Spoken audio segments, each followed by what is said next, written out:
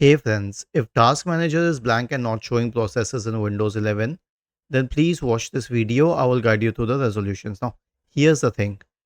First of all, you need to restart the computer. Right click on the start button, shut down and sign out and restart. Why?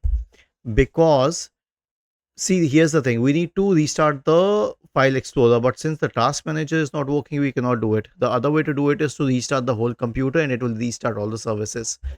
So right click on the start button, select shutdown or sign out and restart. And the next one is to sync the date and time.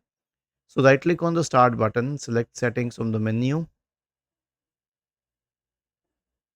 Okay. Go to the time and language tab on the list on the left hand side, select date and time. And then click on sync now here.